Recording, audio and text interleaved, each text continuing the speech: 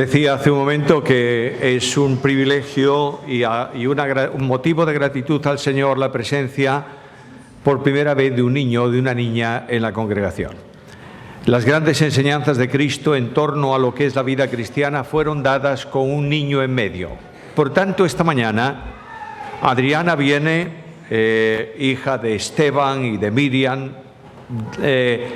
padres comprometidos con el Señor por años, sirviendo al Señor en la iglesia, familia, yo diría histórica de la congregación, y el Señor la trae esta mañana para que cada uno de nosotros prestemos atención a un aspecto o algún aspecto específico de la misión que los padres tienen en el día de hoy en relación con los niños y en un compromiso con Dios. Yo quiero llamar vuestra atención a un texto de la profecía de Isaías. Isaías capítulo 38 y el versículo 19. Dice así el Señor en su palabra: el que vive, éste te dará alabanza como yo hoy. El Padre hará notoria tu verdad a los hijos. Hay una traducción de esta última parte del versículo que dice: el Padre manifestará que tú eres fiel a sus hijos. Esta es la bendición personal de cada creyente, la provisión de su gracia y la obligación que cada padre tiene en relación con sus hijos.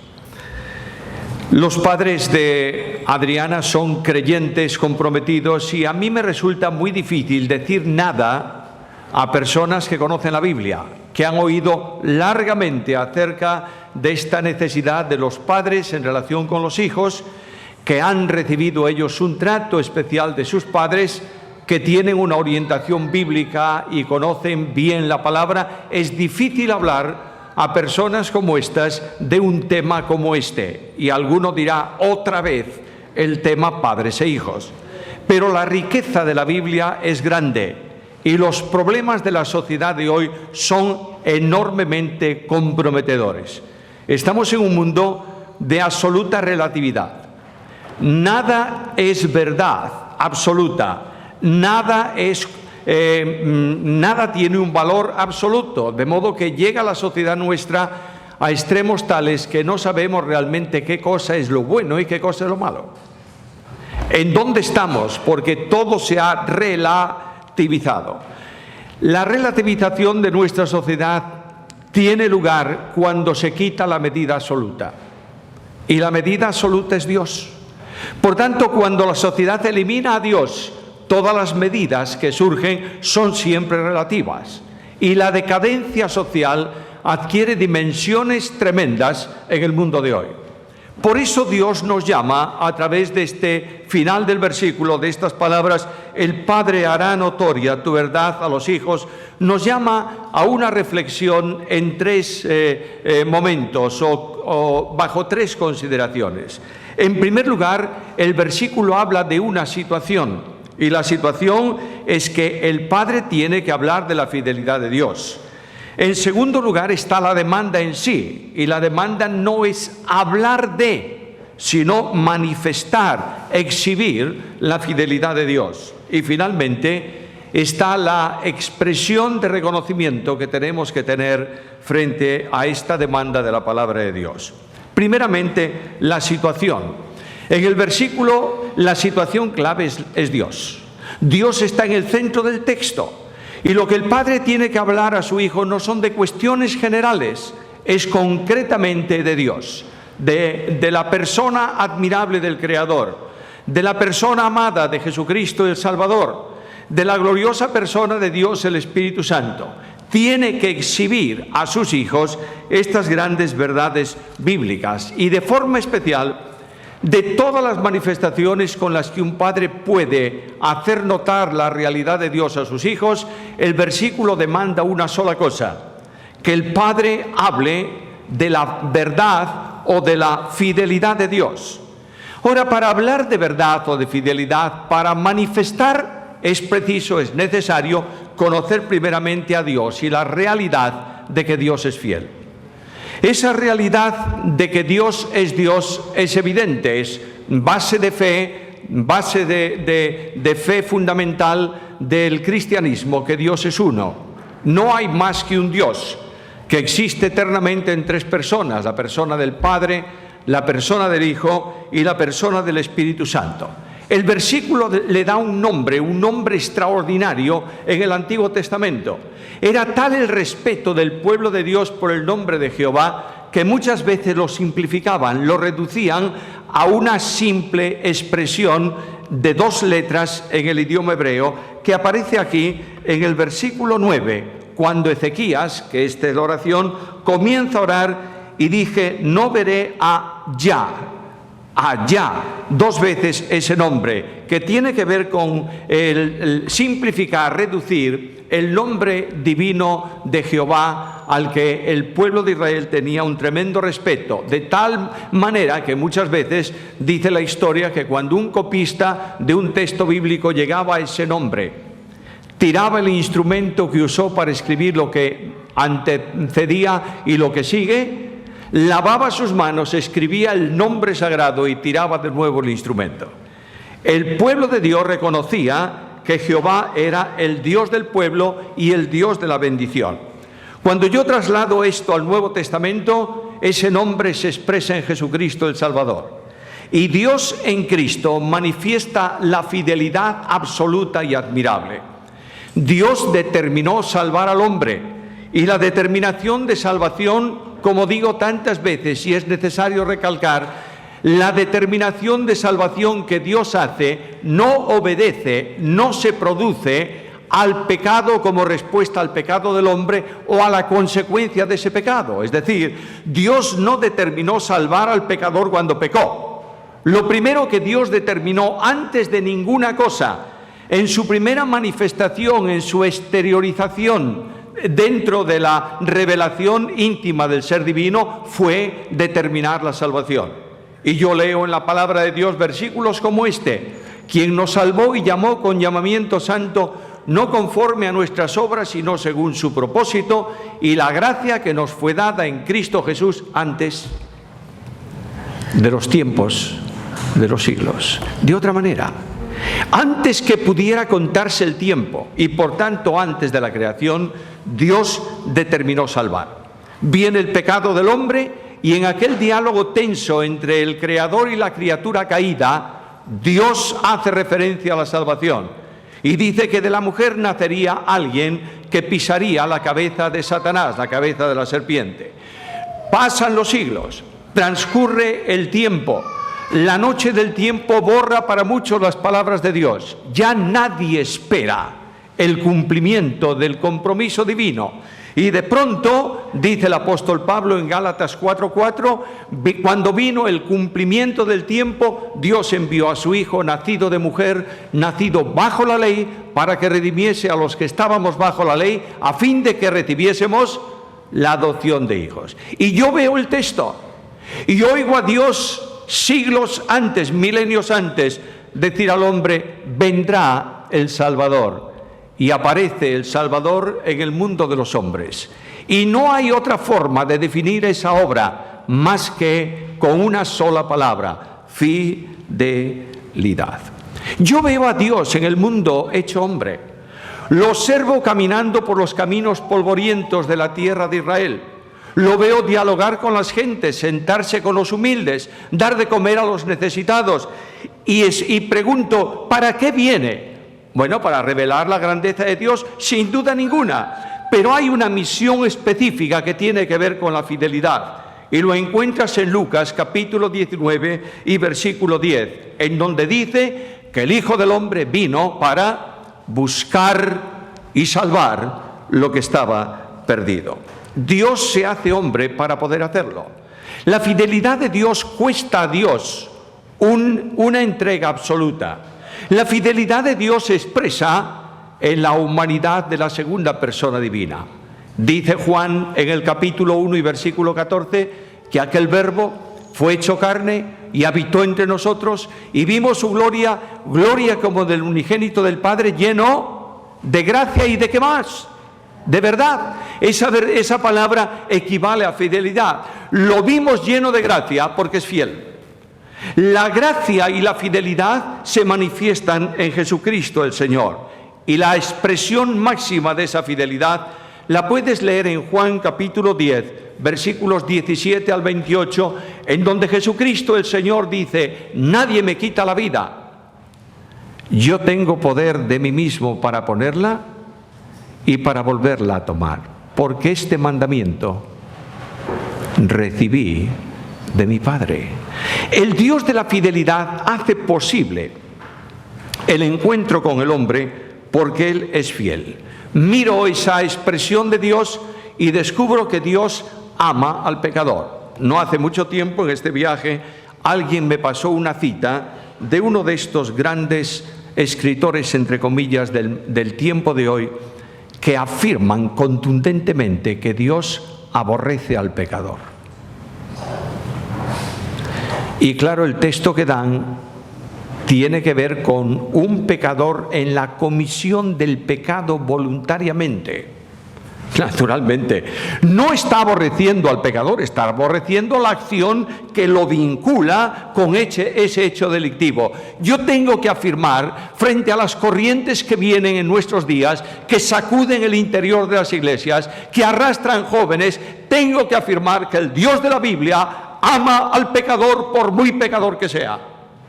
Y que este Dios de la Biblia, porque ama al pecador, envió a su Hijo unigénito para que ocupase nuestro lugar en la cruz del Calvario. Yo quiero decirte esta mañana que el hombre tiene la enorme bendición de ser objeto del amor de Dios. Cuando no es lógico que ocurra, cuando no es razonable que Dios ame a su enemigo, Dios le ama y envía a su Hijo para que, ocupando nuestro lugar en la cruz del Calvario, pueda hacernos hijos adoptivos en Él, miembros de la familia del Padre. Dios es fiel. Y este Dios de la fidelidad se manifiesta también en el cuidado, no solo en la salvación. No solo recibimos la evidencia de fidelidad en que Él nos salvó, que cuando acudimos a Él por la fe y dijimos: Señor, sálvanos, extendió su mano de amigo y nos tomó del lugar donde estábamos y nos puso sobre sus hombros y nos llevó al redil y sentimos la novedad de vida y disfrutamos de un trono de ira cambiado en trono de misericordia. Y hemos podido acceder al trono de la gracia para obtener el socorro cotidiano para cada día, porque Dios es fiel. Pero lo miro de otra manera. No solamente como el cordero que quita el pecado, sino como el cordero que lleva en sus hombros a la oveja necesitada. Cuán emocionantes para mí estas verdades de la Biblia. Cuanto más las leo, más sorprendido, más entusiasmado, más convencido estoy de la fidelidad de Dios. Oigo la Biblia y escucho a Jesús. Mis ovejas oyen mi voz y yo las conozco y me siguen. Yo les doy vida eterna, no perecerán jamás, ni nadie las arrebatará de mi mano. Mi Padre que me las dio es mayor que todos, y nadie las puede arrebatar de la mano de mi Padre. Yo y el Padre somos uno. Juan 17:20. Y miro la mano de Jesús. Y me doy cuenta que la gracia me ha colocado en ella. Esa mano es una mano admirable. Cada vez que las contemplo, no puedo dejar de guardar silencio porque son incomprensiblemente hermosas e incomprensiblemente sublimes. Es una mano de poder. Cuando el Salmo habla de la creación, dice que los cielos fue un juego de sus dedos, la luna y las estrellas formadas por Él. Y yo digo, si es la mano omnipotente de la creación, ¿qué habrá difícil en mi vida que Él no pueda solucionar? Pero veo que la mano potente de Dios es también la mano de amor, porque sobre ellas indeleblemente han quedado grabadas para siempre, a la perpetuidad de su naturaleza humana en los cielos, han quedado grabadas las huellas del Calvario. Y en esas señales de la cruz, yo descubro que Dios me ama no con palabras y con discursos, me habla con realidad. Descubro que ese Dios que me tiene en su mano me muestra permanentemente amor. No hay duda que tropiezo y caigo. No hay duda que fracaso muchas veces. Pero siempre que he acudido al Señor, o tal vez mejor, siempre que he caído, el Señor acudió a mí. Y he podido sentir la admirable grandeza de una mano amiga que me ha tomado y me ha devuelto al camino. La mano de amor. Esa mano de amor es la mano de esperanza. Yo levanto mis ojos al futuro y descubro que la esperanza cristiana, muchas veces lo he dicho, no son cosas que vienen. Esta mañana, en el programa de Nacer de Nuevo, se habló de esperanza. Y se hizo énfasis en la venida de Jesús. ¿La estamos esperando? No hay duda ninguna que la esperamos.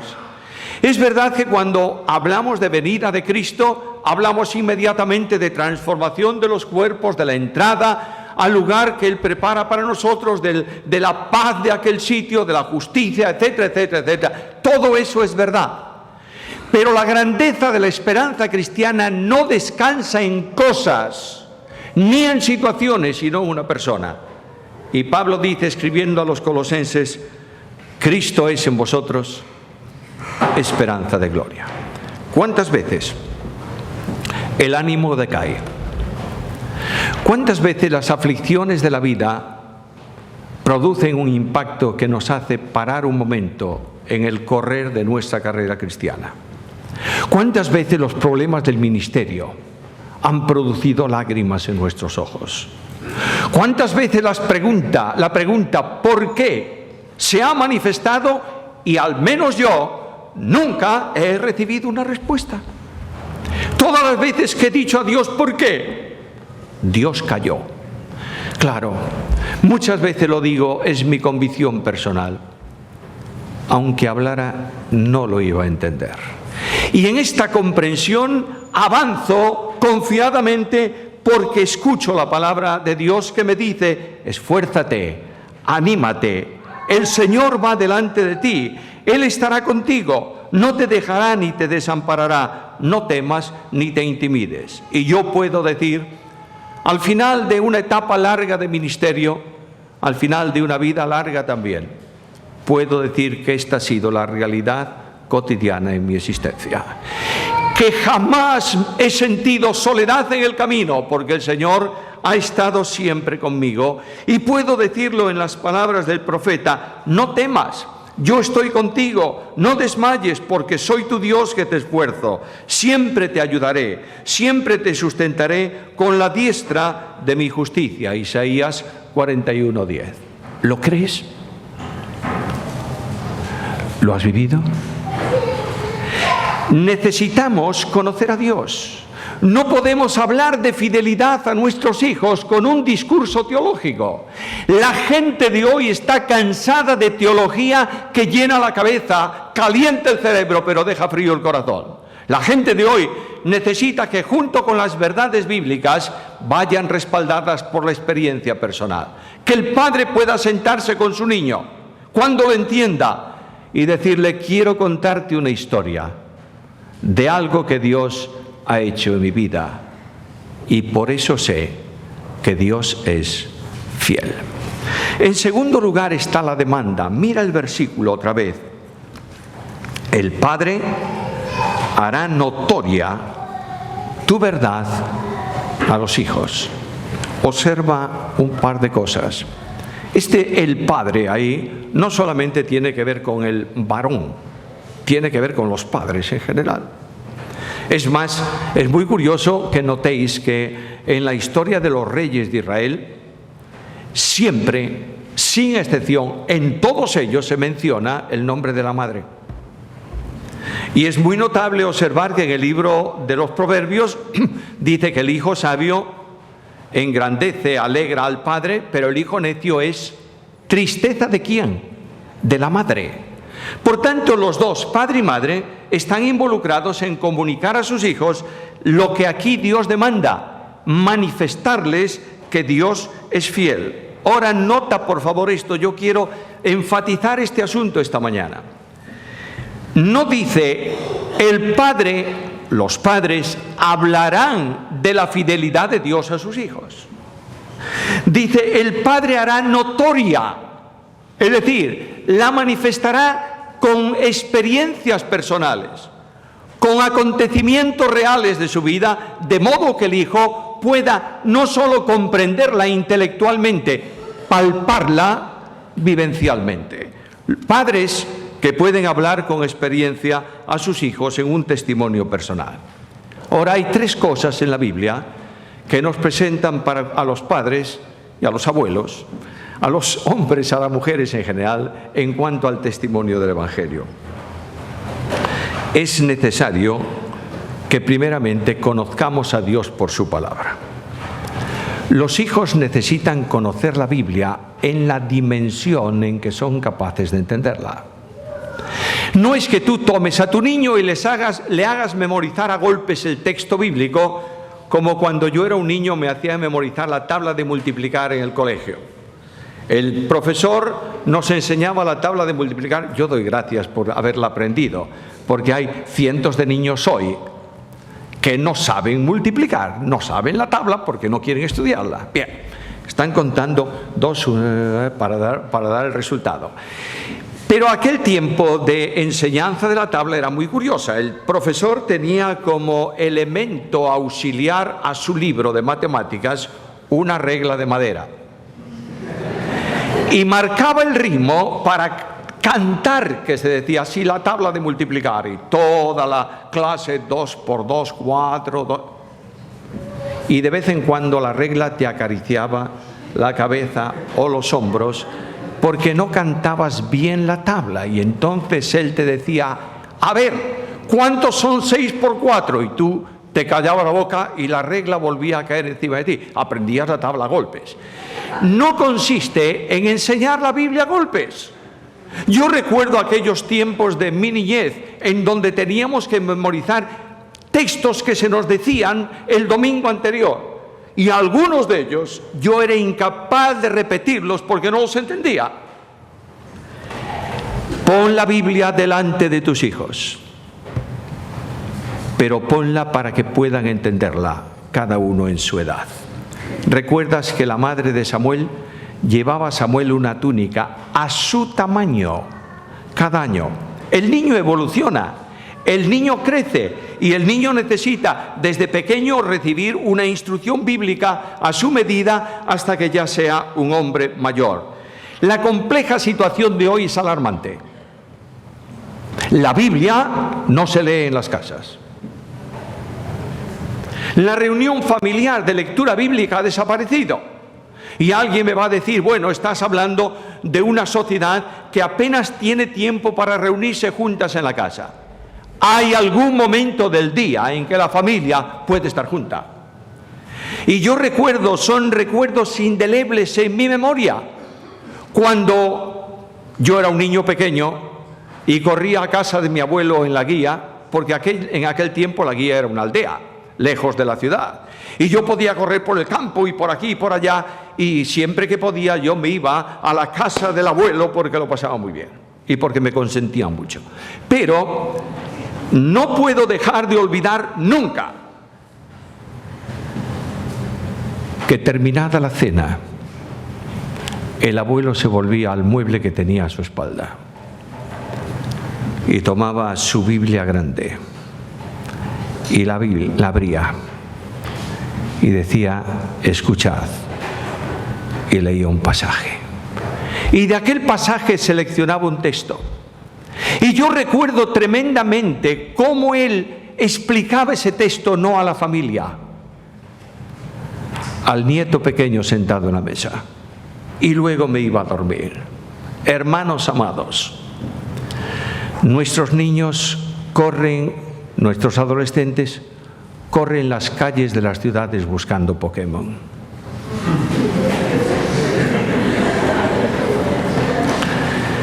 Pero no corren de la misma manera para leer una porción bíblica. El gran problema de hoy no está en los jóvenes y en los niños, está en los padres. Los padres han dejado la lectura bíblica como algo esencial, como una experiencia esencial. Y la Biblia dice a los padres, a los responsables de las casas, estas palabras: las palabras que yo te mando hoy estarán sobre tu corazón. No es que tú tengas la Biblia en la cabeza. Yo conozco personas que saben cientos de textos bíblicos de memoria, pero no viven conforme a ellos. La Biblia sobre el corazón condiciona la vida. Y esa Biblia sobre el corazón se comunica a los hijos y respondes a las cuestiones que te plantean con base bíblica, no con criterios personales. El Padre habla a los niños de lo que Dios es, tratándolos conforme a la Biblia. Escucha la Biblia, por favor. Padres, no provoquéis a ira a vuestros hijos. No me gusta que mi hijo lleve un pantalón roto en la rodilla, eso es una vergüenza. De modo que como yo mando, no lo pones. Eso es la razón de la fuerza, pero no la fuerza de la razón. Hay que hablarle a los hijos y darles los valores éticos necesarios para que sepan comportarse y funcionar en la vida. Pero hay algo más. Los niños adquirirán costumbres que ven en los padres y en el comportamiento de la casa. Y a los padres se nos dice algo que ha sido traumático para muchos chicos, que ha distorsionado vidas de muchos jóvenes. Escucha la Biblia. Ninguna palabra corrompida salga de vuestra boca, sino la que es buena para la necesaria edificación, a fin de dar gracia a los oyentes. Conversaciones, yo diría, inicuas en la mesa, hablando mal de la iglesia, mal de los pastores, mal de los hermanos. Hay que tener en cuenta lo que la Biblia enseña y lo que Dios demanda. Y la gran pregunta es esta: la vida cristiana, mis queridos hermanos, es necesario que lo tengáis muy claro siempre, que yo lo tenga muy claro. La vida cristiana no es hablar de Cristo. La vida cristiana es vivir a Cristo. Y la gran pregunta que yo me hago muchas veces cuando hablamos en casa, Susana y yo, es: ¿esta conversación la habría tenido Jesús? ¿Puedo decir al Señor después de mi charla: Señor, gracias por lo que he dicho? ¿Puedo hacerlo? Si no lo puedo hacer, estoy viviendo una vida de contratestimonio para mi familia, para mis hijos en el hogar. Antes de hablar mal de un hermano tuyo en Cristo, pide a Dios que te enmudezca en ese momento. Porque es no solo tu hermano, es miembro del cuerpo de Jesús. Y el que afecta a un creyente, afecta a Cristo. Los padres tienen que hablar a sus hijos no solo con la palabra, sino con el ejemplo de fe. Yo voy a la segunda epístola a Timoteo y me encuentro con algo sorprendente. Timoteo, eres un hombre de fe, pero esa fe que tú tienes residió antes en tu madre Eunice, en tu abuela Loida. De manera que dos mujeres dieron a Timoteo ejemplo de la vida de fe. Hay muchachos que oyen de fe en relación con la creencia de su congregación. Hay que creer esto porque es lo que nosotros creemos, no es eso. Vida de fe es vida de relación y de dependencia de Dios. Vida que no da un paso sin sentir la mano de Cristo tomando la suya. Vida que no avanza si no tiene la luz de Cristo en el camino. Vida que no discurre si no hay las huellas de Jesús claramente establecidas en su sendero. Los niños verán la realidad de la fe de sus padres viéndolos orar. Cuán maravilloso es ver a un niño pequeño, o que un niño pequeño vea a su padre y a su madre en su habitación arrodillados, orando al Señor. Si no tenemos tiempo para la Biblia, tampoco hay tiempo para la oración. Y no hay avance en la vida cristiana que no descanse en la oración. Y la vida cristiana nos enseña en Cristo mismo la necesidad de orar. Cristo se levantaba temprano, muy de mañana, siendo oscuro, iba a un lugar aparte y ¿qué hacía? Oraba. Cristo durante el ministerio tiene que tomar una decisión importante. Hay padres y madres que tienen que tomar decisiones importantes en su casa y Cristo tiene que tomar una decisión, escoger a 12. ¿Qué hizo Jesús? Pasó toda la noche orando. Cristo llega al momento final de su vida y en medio de la conmoción de la cruz, frente a la cruz y a la muerte espiritual que tiene que experimentar, ora y agoniza en Getsemaní. Cristo entrega su vida en oración. Cristo es un hombre de oración. No puedo decir, para mí el vivir es Cristo, si no dedico espacio a la oración. Los niños ven en esto la fidelidad de Dios.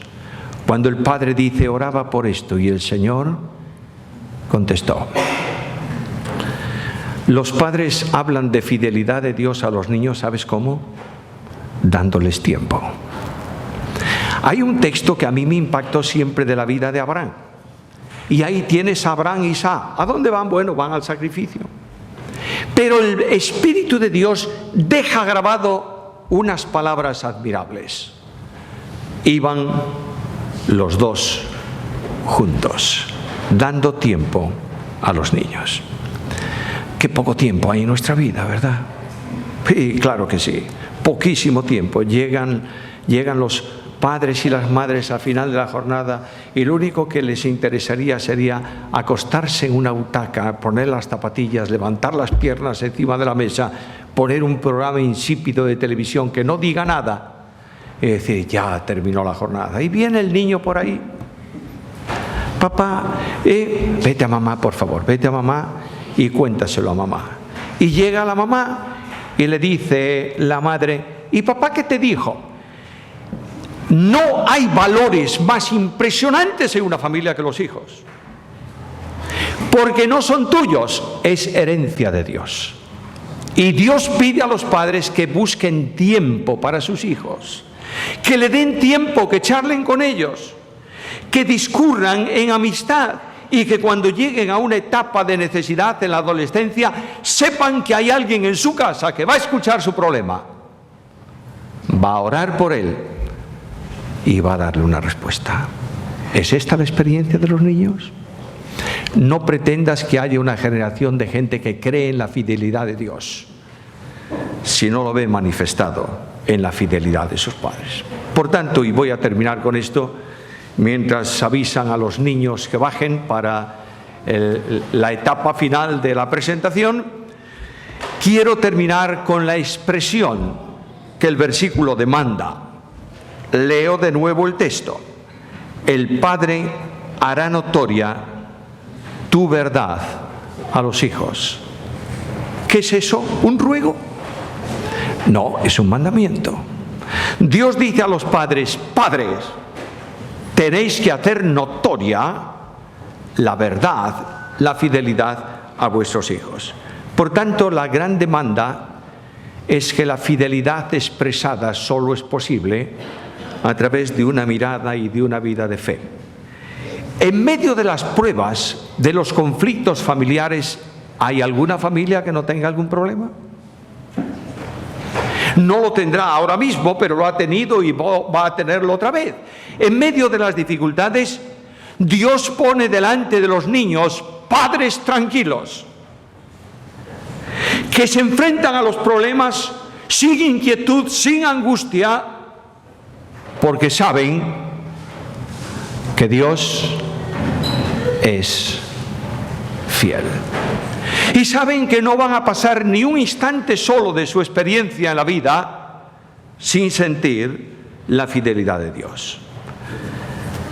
Querido Esteban, querida Miriam, vosotros sois como protagonistas, digamos así, de este tiempo por vuestra hija en la iglesia. Quiero deciros con todo el afecto entrañable y con todo el respeto que me merecéis como padres.